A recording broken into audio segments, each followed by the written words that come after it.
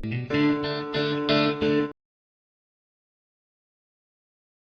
Evening, नमस्कार, राम राम। मैं Rajneesh Chaudhary RC classes में आप सभी का स्वागत करती हूँ। आज का हमारा जो टॉपिक रहेगा वो रहेगा ब्लूम्स टैक्सोनॉमी। ब्लूम्स टैक्सोनॉमी में भी हम आज बात करेंगे affective domain of Bloom's taxonomy. Mister Benjamin Bloom, जिन्होंने ब्लूम टैक्सोनॉमी हमें दी थी 50s के दशक में, और ये एक बहुत बड़ा क्रांतिकारी कदम था, क्योंकि उस समय में जो लर्निंग को इफेक्टिव करने के लिए इन्होंने हमें इंस्ट्रक्शनल ऑब्जेक्टिव्स दिए थे, इन्होंने पूरे विश्व में एक तरह से पूरे विश्व के शिक्षकों में क्रांति सी ला दी थी। इन्होंने जो डोमेन्स हमें दिए अपने वर्गीकरण के अंतर्गत, इन्होंने जो पक्ष हमें दिए वो 3 पक्ष थे, 3 लेवल्स थे, 3 डोमेन थे। First is cognitive domain, second is affective domain and third is psychomotor domain.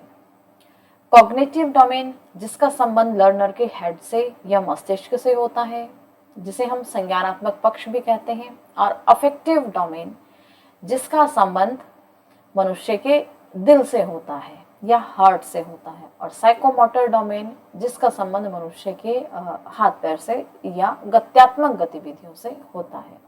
ये सब कुछ हमें ब्लूम टैक्सोनॉमी के अंतर्गत मिस्टर बेंजामिन सैमुअल ब्लूम ने बताया था। आइए आज की क्लास में हम affective domain of Bloom's taxonomy के विषय में डिटेल से जानते हैं। Do you know there's more to Bloom's taxonomy than just knowledge and comprehension? Learn how the effective domain can impact learning outcomes. Cognitive domain, affective domain and psychomotor domain, ये 3 domain हमें Bloom taxonomy में mister Benjamin Bloom ने दिए। Cognitive domain जिसमें हमें 6 level दिए, affective domain जिसके अंतर्गत 5 लेवल आते हैं, और साइकोमोटर डोमेन जिसके अंतर्गत भी 6 लेवल्स आते हैं। जो सेकंड पिक्चर है अफेक्टिव डोमेन, आज इसके बारे में डिटेल से जानेंगे। पहले थोड़ा सा अफेक्टिव डोमेन की इंपॉर्टेंस के विषय में जान लेते हैं। अफेक्टिव डोमेन यानी कि भावात्मक पक्ष, motivation. The affective domain can play a major role in motivating learner toward achievements, की जो प्रेरणा है, मोटिवेशन प्रेरणा। अफेक्टिव डोमेन भावात्मक जो पक्ष है वो एक बहुत बड़ा रोल अदा करता है किसी भी लर्नर को उसकी अचीवमेंट के लिए आगे बढ़ाने में, प्रेरित करने में। नेक्स्ट है इमोशनल कनेक्शन, यानी कि भावात्मक संबंध। Developing affective skills can help establish a connection between learners and educational content. जो भावात्मक कनेक्शन है उसके द्वारा भावात्मक स्किल को विकसित करने के लिए एक ये जो अफेक्टिव डोमेन है बहुत बड़ा रोल अदा करता है एक शैक्षिक सामग्री और एक जो लर्नर है उसके बीच में। लाइफ स्किल्स, जो जीवन के हमारे स्किल्स हैं। Developing affective skills can help learners build important life skills like ethics and leadership. जो नैतिकता है और नेतृत्व है, ऐसे जो लाइफ स्किल हैं उनको विकसित करने में अफेक्टिव डोमेन या भावात्मक जो पक्ष है वो बहुत ज़्यादा इम्पॉर्टेंट रोल अदा करता है। अब देखते हैं अफेक्टिव डोमेन कि इसके अंतर्गत कौन कौन से लेवल आते हैं। सबसे पहले इम्पॉर्टेंट चीज़ कि ये जो लेवल्स हैं जो हमें मिस्टर बेंजामिन ब्लूम ने दिए हैं, ये सभी लेवल्स लो टू हाई की ओर जाते हैं। इसमें जो अफेक्टिव डोमेन के अंतर्गत जो सबसे पहला लेवल है वो है रिसीविंग। रिसीविंग यानी कि प्राप्त करना। फिर नेक्स्ट आता है रिस्पॉन्डिंग, यानी कि प्रत्युत्तर या जवाब देना। नेक्स्ट है वैल्यूइंग, यानी कि मूल्य। ऑर्गेनाइजेशन, संगठन। और जो सबसे हाई लेवल है वो है करेक्टराइजेशन, चरित्रीकरण। थोड़ा सा इनके बारे में और डिटेल से देखते हैं। The hierarchy of affective domain levels. जो अफेक्टिव डोमेन या भावात्मक स्तर है उसके बारे में थोड़ा सा जानते हैं। सबसे पहले अफेक्टिव डोमेन यानी कि भावात्मक पक्ष, जिसका संबंध एक लर्नर के हार्ट से या दिल से होता है। अफेक्शंस कहाँ होती हैं? दिल में होती हैं। जब हम नई जानकारी को, जब कोई भी लर्नर जब अपने दिमाग के साथ साथ दिल को भी जब वो सीखने में लगाता है तो कोई भी लर्निंग है तो वो बहुत ज़्यादा इफेक्टिव हो जाती है। चलिए अब लेवल्स की बात करते हैं। फर्स्ट है रिसीविंग, यानी कि प्राप्त करना। Receiving involves a willingness to attend to the phenomena around us and focus our attention on it. Receiving यानी कि प्राप्त करना, ये जो अफेक्टिव डोमेन है इसका सबसे लो लेवल है, यानी कि सबसे निम्न स्तर है। यहाँ क्या होता है कि बच्चे को जो जानकारी दी जाती है, बच्चा सिंपल क्या करता है, उसको सिर्फ सुनता है या सीखता है। इस स्तर पे जो भी जानकारी उसे दी जा रही है, बच्चे ने या लर्नर ने उसको सिर्फ क्या किया है, सुना है और सुन करके सीख लिया है। नेक्स्ट आता है responding. Responding involves actively reacting to a situation, often with the desire to exhibit a demonstrable change. Responding means जवाब देना या प्रत्युत्तर देना। जब बच्चे ने रिसीविंग में जो जानकारी ली है, जो भी ज्ञान बच्चे ने लिया है, जो सीखा है, जब बच्चे ने वो सुना है तो फिर नेचुरल सी बात है कि वो फिर उसको रिस्पॉन्ड करेगा, जवाब भी देगा। जब उससे कोई ऐसा प्रश्न पूछा जाए या वो ऐसी सिचुएशन में है, वो जो चीज़ें उसने वहाँ रिसीविंग में सीखी थी, अब बच्चा आसानी से उनका जवाब देगा या रिस्पॉन्स देगा या उसके जवाब में कोई इस तरह का व्यवहार करेगा जब भी उसे ज़रूरत लगेगी। नेक्स्ट आता है valuing. Valuing relates to the forming of attitudes and beliefs about phenomena based on our personal beliefs and experience. Valuing यानी कि मूल्य निर्धारण करना। मूल्य मतलब जो भी मूल्य उसको वैल्यूज बच्चे को सिखाई जाती हैं, या हम ये कह सकते हैं कि क्लास में या जो स्टूडेंट है, लर्नर है, उसको क्लास में बहुत सारी वैल्यूज सिखाई जाती हैं। जैसे हमें सदा सच बोलना चाहिए, चोरी नहीं करनी चाहिए, ईमानदार बनना चाहिए, बड़ों की आज्ञा का पालन करना चाहिए। इस तरह से यहाँ भी क्या हुआ, बच्चे को कुछ वैल्यूज सिखाई जा रही हैं और बच्चा क्या क्या कर रहा है, उन वैल्यूज को सीख रहा है वैल्यूइंग के अंतर्गत। नेक्स्ट जो लेवल आता है वो है ऑर्गेनाइजेशन। ऑर्गेनाइजेशन यानी कि संगठन। Organisation involves integrating newly formed values and ideas with other values and ideas are personal system values। यहाँ क्या करता है बच्चा, लर्नर, कि जो लर्नर को वैल्यूज सिखाई गई थी, बताई गई थी, स्टूडेंट्स को जो वैल्यूज सिखाई जाती हैं क्लास में टीचर के द्वारा या माता पिता के द्वारा, अब ऑर्गेनाइजेशन में उन वैल्यूज को बच्चा सिस्टमेटिक वे में लगाता है, संगठित करना सीखता है।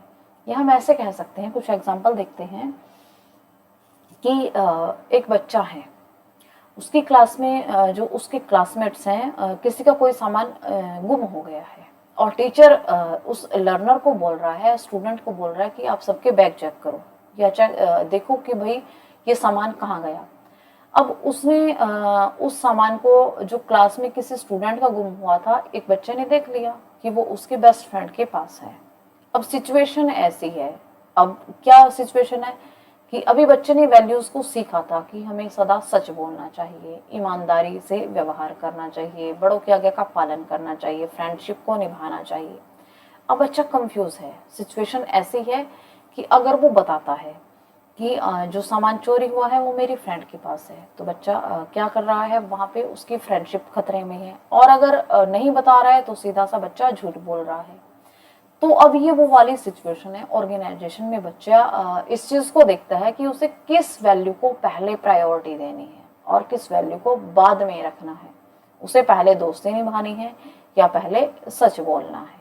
ठीक है, इस सिचुएशन में बच्चा जो उसने वैल्यूज सीखी थी उनको अपने सिस्टम में, अपने पर्सनल जो व्यक्तिगत उसका एक तरह से हम कहीं व्यवहार है, उसमें उन वैल्यूज को बच्चा सेट करता है। ये है ऑर्गेनाइजेशन। और जो इसका अंतिम या लास्ट लेवल है वो है कैरेक्टराइजेशन।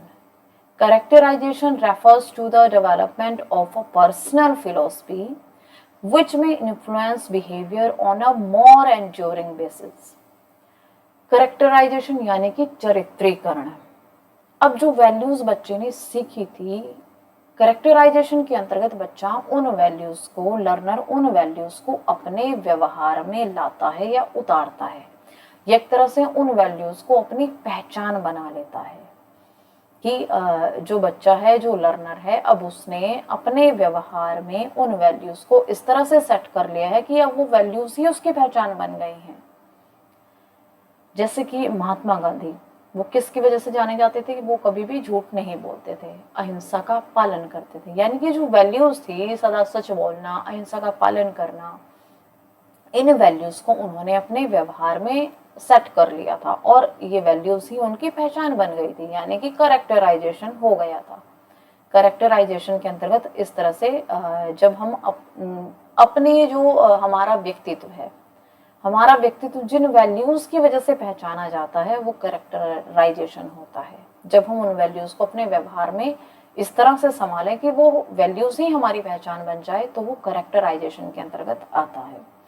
तो इस तरह से ये जो अफेक्टिव डोमेन या भावात्मक स्तर है, इसके ये जो 5 स्तर हमने देखे, जिनका संबंध हमारे दिल से होता है। नेक्स्ट अब कुछ इसके एग्जांपल्स देखते हैं। Creating examples of affective domain in action. जब हम एक्शन में होते हैं या वास्तविकता में, हम इन अफेक्टिव डोमेन के कुछ एग्जांपल्स को कैसे देख सकते हैं। फर्स्ट है कम्युनिटी आउटरीच, सामुदायिक पहुंच। Valuing is demonstrated while organising a volunteer event with an end goal of showing compassion to those in need. यानी कि जब कोई व्यक्ति या कोई हमारे आस पड़ोस में, हमारी सोसाइटी में किसी को अगर हमारी ज़रूरत है और वहाँ हम क्या करते हैं, उसकी जिसको हमारी ज़रूरत है उसके प्रति हम सहानुभूति दिखाते हैं, आवश्यकता के समय हमने सहानुभूति दिखाई, तो वो है हमारी कम्युनिटी आउटरीच। यानी कि भावात्मक रूप से हम उनसे जुड़े हुए हैं, उनकी हमने हेल्प की है, या अपने अंदर हमने जो अफेक्टिव डोमेन के अंतर्गत बताई गई जो वैल्यूज थी, वैल्यूइंग के अंतर्गत जो आती थी, जो हमने इसका 3rd लेवल पढ़ा था, सीखे हुए ज्ञान को में जो हमने वैल्यूज को अपनाया था, वो इसके अंतर्गत आती है कि जब हमारी सोसाइटी में अगर किसी को कोई ज़रूरतमंद है, किसी को हमारी ज़रूरत है, तो हम जब उसकी हेल्प करते हैं, उसके प्रति सहानुभूति दिखाते हैं, वो वैल्यूइंग के अंतर्गत आता है। नेक्स्ट है सोशल इंटरेक्शन, सामाजिक जो हमारा अंतर संबंध है। Responding skill are developed when a child plays at a beach with friends and learns how to resolve conflicts and share resources.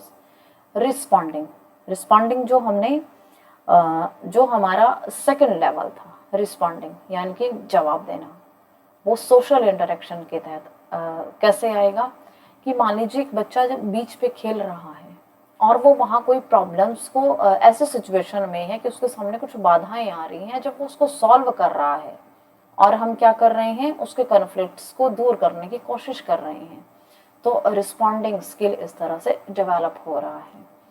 Entertainment experience, organization is illustrated in the careful process of planning a music concert that will be enjoyed by a specific group of people.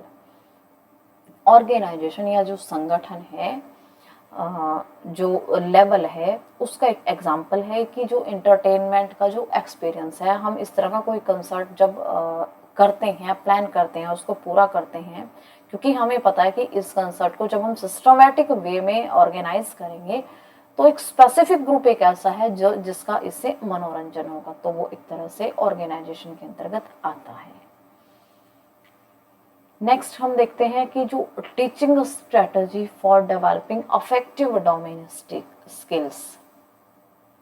Number 1 active learning, 2nd direct instruction and 3rd goal setting.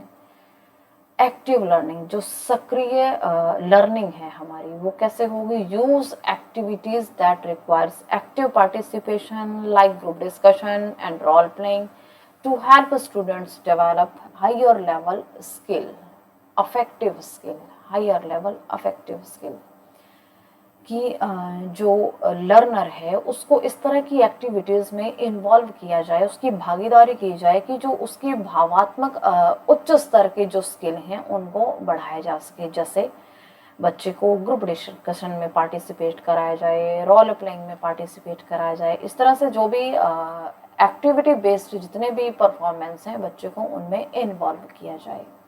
Next, direct instruction include direct instruction of affective skill in lesson plan, such as defining and modeling specific attitudes like empathy and curiosity।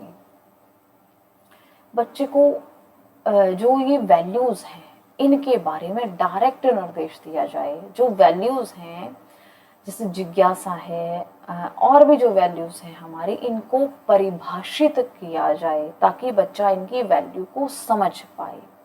Next है goal setting. Encourage student to set effective goal for personal growth in areas like managing their emotions or making ethics decision and support them in reaching those goals। बच्चे को जो learner है, जो student है, उसको भावात्मक goal set करने के लिए भी हेल्प की जाए कि जैसे जो एथिकल डिसीजंस हम लेते हैं, नैतिक जो डिसीजन है उनको और ज़्यादा उनको मैनेज किस तरह से किया जाए, उनको हाई लेवल से स्ट्रॉन्ग कैसे किया जाए, इसके बारे में बच्चे को सपोर्ट करना, ये है गोल सेटिंग के अंतर्गत आता है। तो इस तरह से आज की क्लास में हमने जो ब्लूम्स टैक्सोनॉमी डोमेन के विषय में डिटेल से चर्चा की। अफेक्टिव डोमेन जिसका संबंध हमारे या लर्नर के हार्ट से है, जो टीचिंग को और ज़्यादा इफ़ेक्टिव बनाने में बहुत ज़्यादा इम्पॉर्टेंट है। हमने इसके लेवल्स की बात की। अफेक्टिव डोमेन के जो 5 लेवल्स हैं, जिनमें हमने इसके लो टू हाई लेवल की बात की कि जो सबसे लो लेवल वो रिसीविंग, फिर थोड़ा सा हाई रिस्पॉन्डिंग, थोड़ा सा हाई उससे और थोड़ा सा हाई वैल्यूइंग, जो नेक्स्ट लेवल है वो ऑर्गेनाइजेशन, एंड जो लास्ट लेवल या सबसे टॉप या हाई लेवल है वो है करेक्टराइजेशन। फिर हमने इनके जो सभी लेवल्स हैं अफेक्टिव डोमेन के जो लेवल्स हैं 5 लेवल, उनके बारे में डिटेल से डिस्कस किया। फिर हमने इसके कुछ एग्जाम्पल की बात की। फिर हमने इसके जो टीचिंग स्ट्रेटजी है उसके बारे में देखा कि कैसे एक्टिव लर्निंग के द्वारा, डायरेक्ट इंस्ट्रक्शन के द्वारा और गोल सेटिंग के द्वारा जो अफेक्टिव डोमेन स्किल हैं उनको और ज़्यादा हम डेवलप कर सकते हैं। तो इस तरह से आज की क्लास में हमने अफेक्टिव डोमेन पे डिटेल में डिस्कस किया। आज के लिए इतना ही, मिलते हैं अपनी अगली क्लास में। Thank you all.